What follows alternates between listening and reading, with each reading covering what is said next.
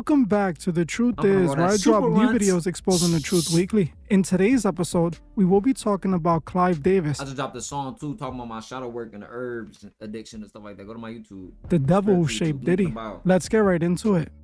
In July 1993, Sean Puff Daddy Combs was terminated from his A&R position at Uptown Records. This decision stemmed from escalating tensions with label executive Andre Harrell, Right, who they said perceived in Diddy there. as having an uncontrollable ego and excessive ambitions leading to a power struggle. Andre Harrell reportedly believed Diddy was attempting to take his position and acted to prevent You this by fired it up. firing him. This early career setback could have been career-ending for Diddy. Fortunately, upon his Bro, dismissal, this nigga Harrell look like Lord Heck, bro. I don't know why. Like, I ain't gonna lie, Lord Heck, bro. Niggas be like, he look like Cosmo. No, this nigga look dead on Lord Heck, bro. No cap. If y'all be on YouTube, y'all know who Lord Heck is, bro. Like, I ain't gonna lie to you. You favor that nigga, bro. Especially like when he look young. Like, he look just like that. permitted him to retain two artists that he had signed and was developing, Craig Mack and the Notorious I was B.I.G. just finna This buy a jacket decision like would end that up saving Diddy's thrift career store. and allowed him to make it to the very crazy. top of the music industry, all because of one man, the music industry legend Clive Moving on my Davis, who soul. bought into his vision. After Diddy was fired from Uptown Records, he became determined to start his own label. Using the industry connections he had acquired during his time at Uptown, he found a way to arrange a meeting with legendary record executive Clive Davis, who was the founder and president of Arista Records at the time. Upon his arrival at Arista's office, Davis saw a 21-year-old Diddy as a young puppy, possessing an unparalleled vision. Clive quickly became interested in him, but wasn't sure if hip-hop was really the right market for a label that was known for artists like Whitney Houston. On top of this at the time, hip-hop hadn't really been embraced on a mainstream level. Yeah, While there it's had early been some 90s. big-name hip-hop artists, it was still being 93. looked at as just another passing fad. During the meeting, Diddy advocated for the increased That's recognition of crazy. They hip-hop. thought hip hop was gonna fall off. That's crazy. See, that's the one thing I didn't know. Like, as a hip hop historian, I didn't know that they thought hip hop was gonna be a fad. You a fool. You a fucking fool. But this, mind you, this book they were saying this before like Pac and Nas. They were saying this like, I honestly I kind of get it though, cause that rap, some of that rap is real gimmicky. Like when you hear even okay, I know this is legend to some of y'all, but I didn't really listen to EPMD, and even when I listen to De La Soul, I'm like, that shit kind of fire. That's fire. But it's like certain shit, I'm like, that Rock Kim, follow the leader. Nigga, that's alien. That's alien shit, bro. That ain't human. Like, that's some Anunnaki shit, my nigga. Like, you don't just make something like that and then it just go away. That song is crazy. Like, certain shit is just crazy. You gotta think about it. That was the era that kicked off motivation to keep the shit going. So even if you don't really hear Rakim, if it wasn't for Rakim, if it wasn't for a lot of shit, you wouldn't know shit. So people like boom bap, boom, mad about the boom bap, but it's the history. Let me play the video though, man.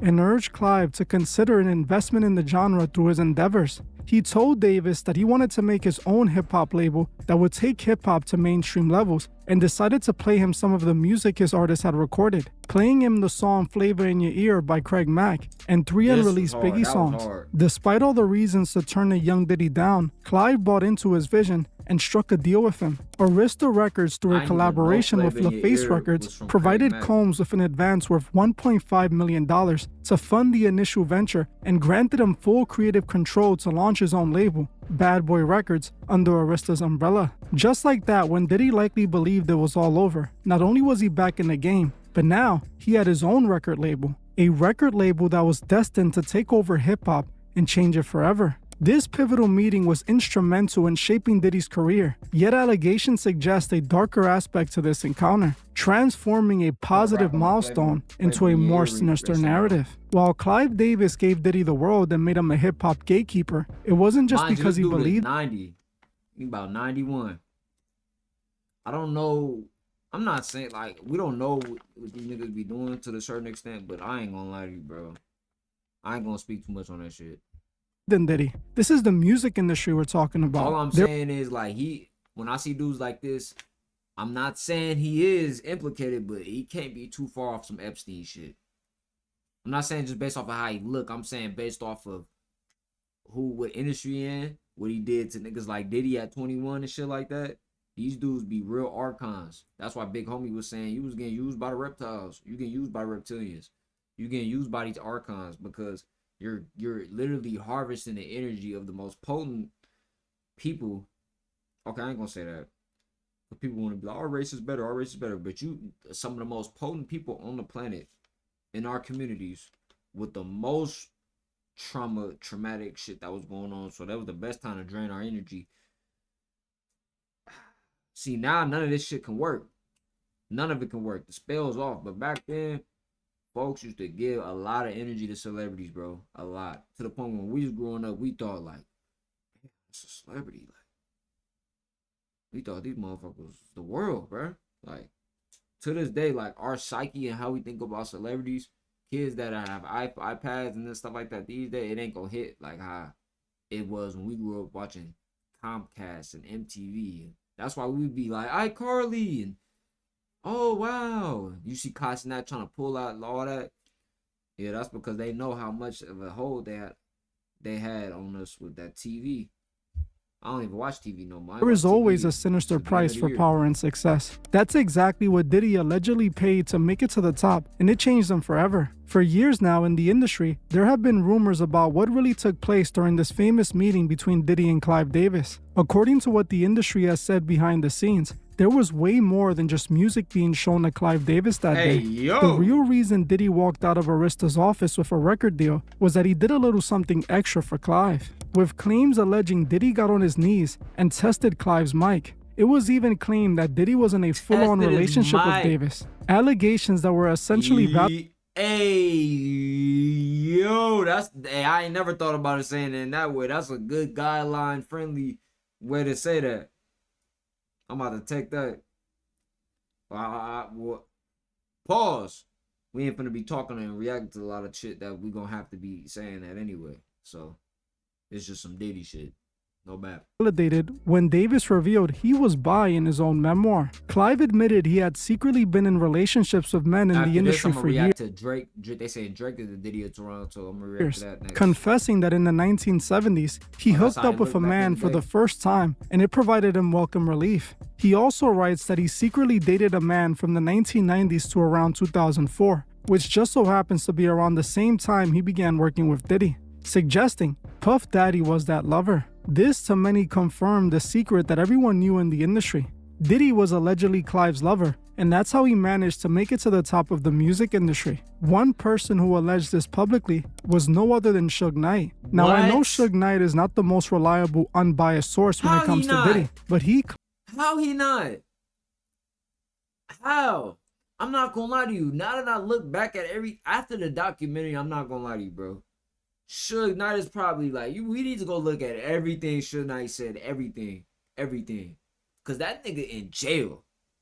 He been fighting cases since I remember. Even when I was a kid, he was in jail. Like, this nigga been locked up my whole life, it seemed like. And I'm 24. So it's like, bro, I was born in 2001. So I'm like, dog, I thought this nigga was Diddy growing up. Whole time, Diddy's Diddy. Bro, I ain't gonna lie to you though. That Tupac still alive shit, that shit cap. Tupac dead. They killed Pac and Big, bro. I remember Rod Hayes was saying they extracted him to Mexico and they extracted him. I'm like, man, that's that.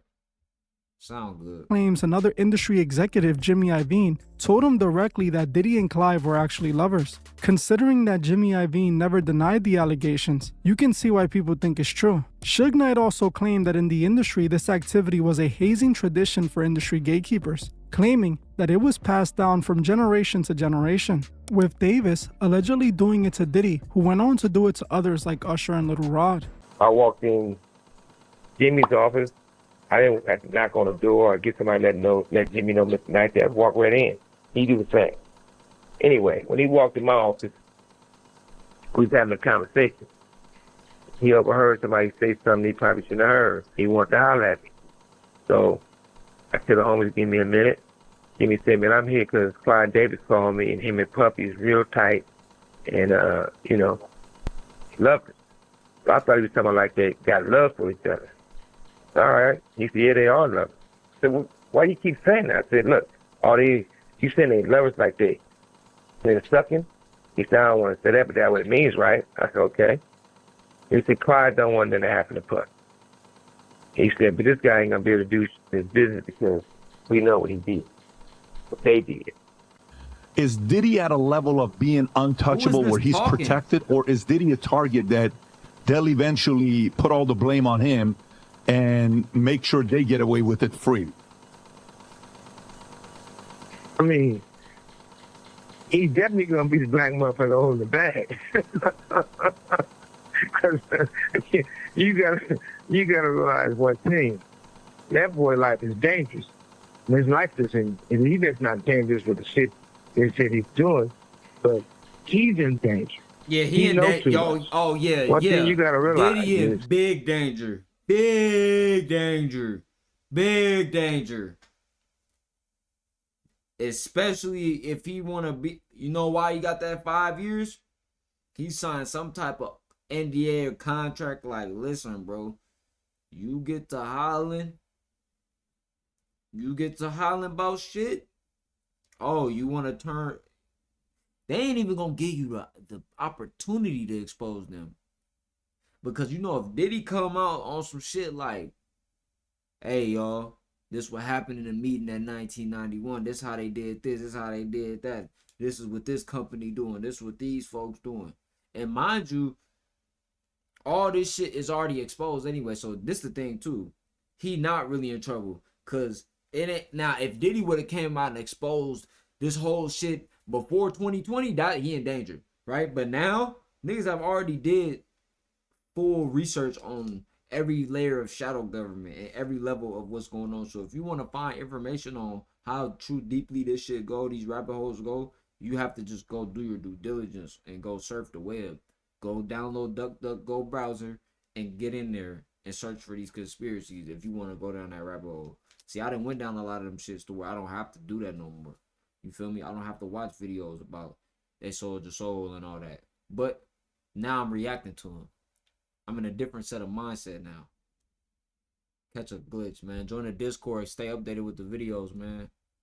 he probably Link in the having bio. a conversation right now with the higher ups and everybody else to figure out how it's gonna work itself out, because he know all the secrets, and if he gets to running his mouth, it could be a bad luck.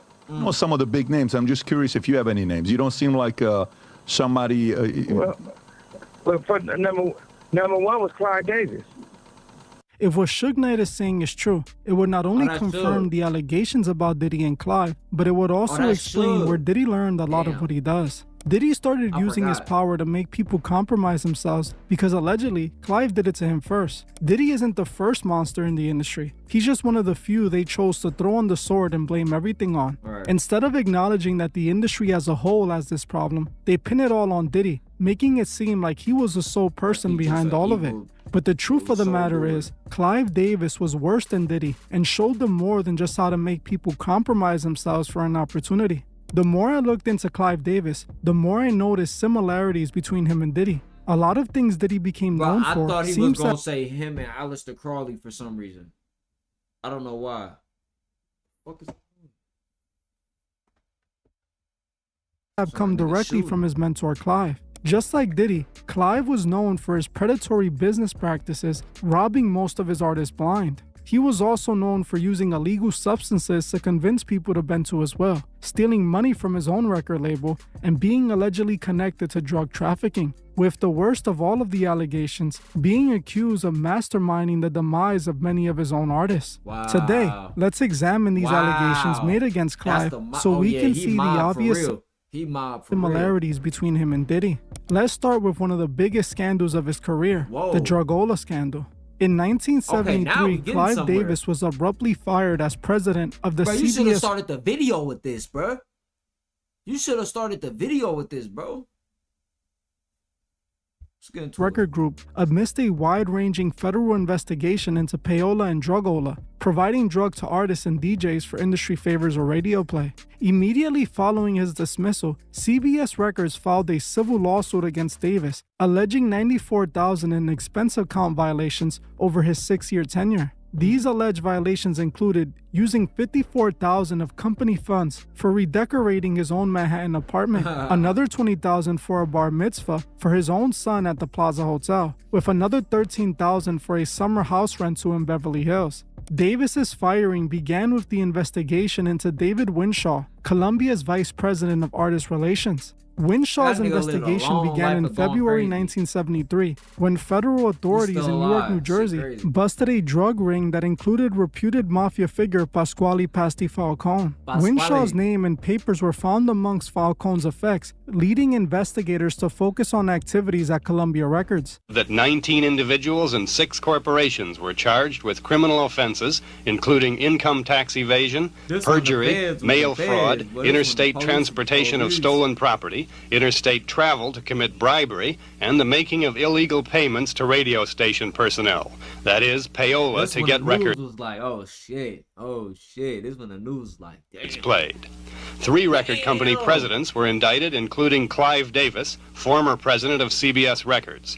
Davis was charged with filing false just income sound tax like he returns cooked. over a 3 It sound like he cooked. Like that voice, the back of the day, just sound like you cooked forever. Like, damn, the announcer on your ass. The way they had the vocal tones year and period. shit. David Winshaw, another former top executive at CBS Records, was charged along with Pat Falcone, an alleged mafia figure, with defrauding CBS of more than $75,000 by setting up phony companies to be paid by CBS. Record industry officials said today they did Freaking not feel that the scamming. indictments reflected typical Oh, behavior in the wow. business. They said the majority of their personnel were honest. Winshaw The original cooperated scammer. with federal prosecutors after his dismissal from CBS in May 1973. He reportedly detailed how Columbia Records had a practice of setting aside funds, at least $250,000, for promotional purposes, which included gifts of drugs, referred to as drugola, and cash to radio DJs, particularly at black-oriented stations, to ensure their records received airplay. Winshaw was also linked to efforts to obtain protection for CBS recording stars from Anthony Fat Tony Salerano, another reputed mafia boss, through his connections with the Falcones. Winshaw allegedly Fuck out of here. Gabagoo. Fuck out of here. Word to mother. Fuck out of here. Gabagoo.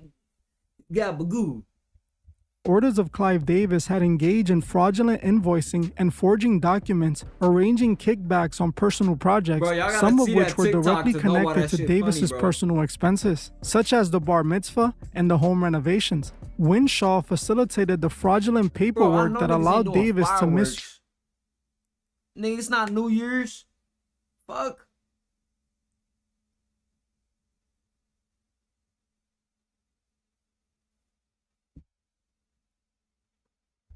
misuse corporate funds. Winshaw was known in the industry for I'm acquiring fucking around, bro. entertainment, including drugs and escorts, for record executives and artists to secure industry favors and airplay, with Winshaw being directly accused of doing this with Clive. Industry insiders quoted anonymously in the New York Times and Rolling Stones described an unnamed high-level executive, widely believed to be Winshaw, as the house pimp or Dr. Feelgood, who acquired 6 broads or 8 bags for artists and I executives. want to hear who he got dipped before Diddy. With R&B producer L.A. Reid and Babyface in 1989 to create LaFace Records, which would house TLC. Just a few short years later, TLC would publicly go to war with their label, accusing them of locking them into predatory record contracts. TLC, being led by Lisa Left Eye Lopez, first publicly called out Clive Davis in the mid-1990s after their multi-platinum album Crazy Sexy Cool was released. The conflict arose because despite the black album girls who wanna generating clout, approximately chasing $75 million for their record company, the members reported only receiving about $50,000 each, forcing the group You didn't do nothing. You didn't do nothing. It's my company. I put the money behind you. I promoted you. This is my business. I will pay you what I want. That's y'all fault. You don't know the business. I'm not just saying this to see some sisters, but I'm just saying, like, these rappers, Diddy fuck me out a deal. You had the dudes, the boy band. Oh, Diddy did. Y'all, okay. Even to this day, oh, bro, this record label, bro, they ain't letting me do nothing, bro. You asked for the machine, nigga. When you ask for the machine, they're gonna take majority of your profits. And it's your dumbass fault for not making sure you don't get paid $50,000 every week or every month. You should have made, nigga, if I'm gonna sign some paperwork with a big record label or some shit, I'm gonna be like, yo, make sure I get reoccurring payments for the rest of my life or for the rest of the time we're in business. I'm not fucking with you because I'm getting reoccurring payments right now through my streams, or they selling TLC CDs out the back of the trunk. You don't want to hustle. They probably was one of the, they just want to go to a label and sing their heart out and sing like how they did on that Diddy documentary. I'm going to be the next star. I'm going to be the next star. I don't want to learn no fucking business. So you got finessed. Yeah, creep the millions out your damn account, nigga. All you niggas got finessed because y'all stupid. I would have never got finessed. If I had a buzz, bro, I know what to do and I don't have buzz. But I just don't be understand how niggas be like, yeah, bro, I'm finna go to this record label and rap and get signed. And think they're not finna take you for everything you got when you don't have no fucking buzz. Even if you do got buzz, they don't give a fuck. Capitalism, business is meant to finesse you. You niggas need to learn a business, bro. Like, I'm pretty sure there was books.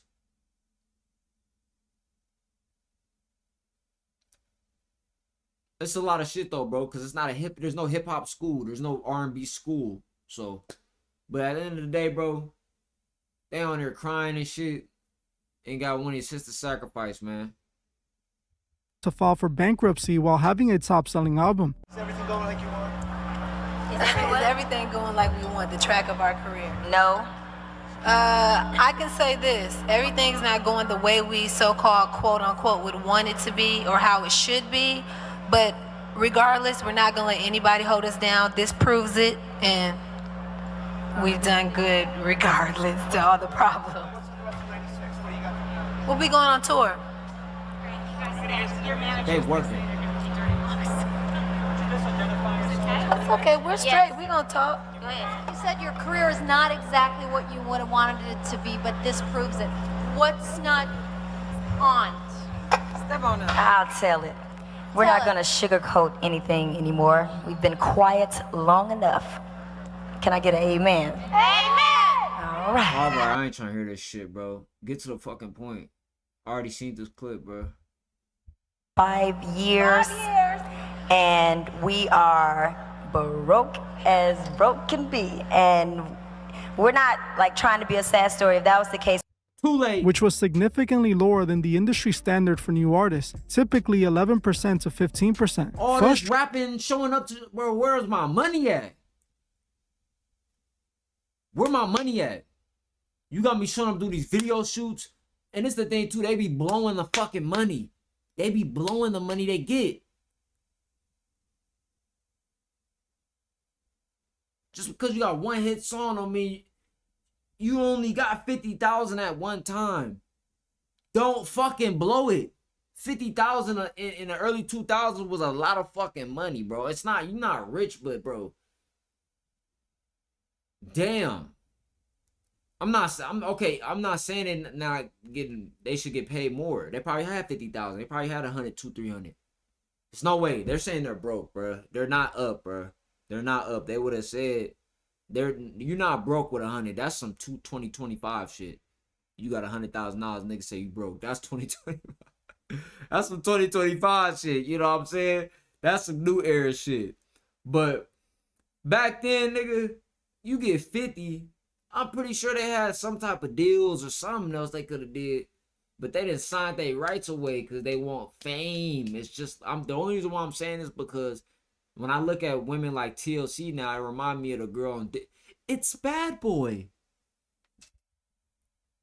So did he kill somebody or not, bro? He signed Whitney. Oh, they saying he got Whitney? It was alleged that Clive and Whitney weren't on great terms before she passed. Whitney was allegedly dealing with a serious substance problem, which led to her slowly decaying in front of the world. She was slowly destroying her legacy, which in all honesty belonged to Clive Davis as he owned her rights. People believe Clive had Whitney removed from the picture as she was destroying everything she had built. He might have realized she was more profitable dead than alive. There are some stories that claim Whitney didn't accidentally drown but was made to. And according to a private investigator who looked into the situation, that's exactly what happened. This PI claims there's evidence suggesting Whitney was taken out. He believes that several drug dealers went to Whitney's room before she died, as they were sent by their boss to collect money from Whitney. Investigator Paul Hubel claims that he has proof Whitney was killed and has even turned it into the FBI. Paul claimed he was told by his sources at the hotel that footage existed depicting two men entering Whitney's room at around 2:45 p.m. on the day she died. He believes they were the ones who put Whitney in the bath. He claims that the evidence for the alleged struggle lied in the coroner's report. The coroner, for instance, noted that a large area of skin on Houston's lower back was burnt off, so-called skin slippage by the hot bath water. The water was so hot that 6 hours after she died, it was still 93 degrees. He claimed that even if she was on substances, she wouldn't willingly get into a bath that hot. He believes she obviously had help. Paul also claimed that Houston had injuries on her forearms and hands that are consistent with her having a pretty nasty struggle and with classic defense wounds. This PI, who was a former police officer, believes Whitney was taken out, and I agree with him. Now, considering that Clive Davis was previously connected I always to... heard about that. Then they say Ray J did something after that. But damn, I never thought about that story. I never heard that. I always heard about the Whitney Houston story, but I never heard two men was spotted going in, and that makes sense. Instead of her just falling asleep in a bathtub, she already passed out on drugs. They just go pick her up, and she's so high.